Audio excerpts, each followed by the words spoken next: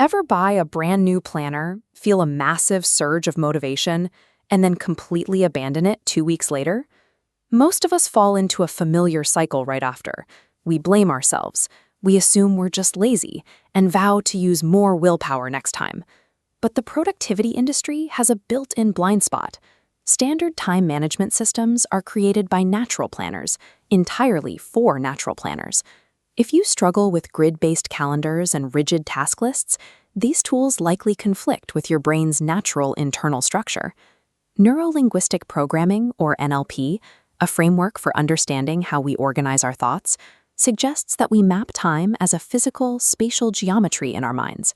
This suggests that chronic lateness and planning struggles often stem from this hidden mental geography, a system of internal coordinates that most of us never realize we're using.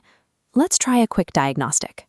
If you had to physically point to where your past is right now in the room around you, where would you point? What about your future? For the in-time profile, the timeline passes directly through the center of the physical body. In this mental layout, the past is mapped physically behind the person. Previous experiences remain out of sight, trailing off behind their back. Meanwhile, the future projects straight out from the chest. Because they are standing directly on the line, their own perspective obscures the view of events further down the path. This orientation provides a deep emotional connection to the present.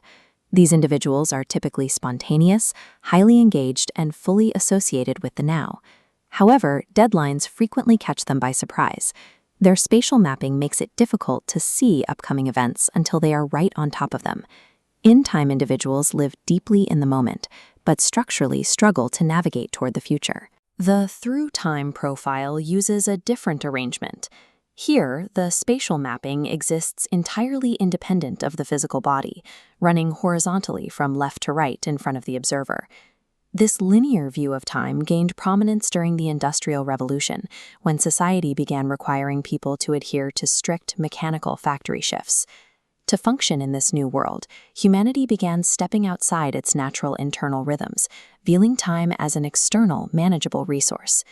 This profile excels at modern planning. These individuals can easily visualize the entire sequence of a goal, flawlessly managing calendars and anticipating deadlines long before they arrive. The trade-off is emotional distance. As a detached observer of their own timeline, they often find it difficult to fully immerse themselves in the feelings of the current moment.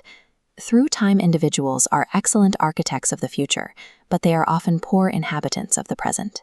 These timeline orientations are subconscious habits, not permanent traits. You can consciously change them. With a spatial intervention, you can temporarily shift your mental geography to fit the task at hand. Consider an in-time person facing a complex, high-stakes project at work. They can mentally step off the line. Visualizing the past and future horizontally in front of them grants the perspective needed to plan effectively. Conversely, an overworked through-time person might struggle to stop thinking about tomorrow's tasks at home. They can imagine their timeline staying on the other side of the front door. By visualizing the lines snapping back through their body as they enter the house, they shift into an in-time state. These shifts can cause brief mental disorientation or dizziness at first.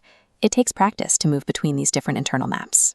Effective time management requires spatial flexibility, stepping out of time to build your future and stepping back in to actually live it.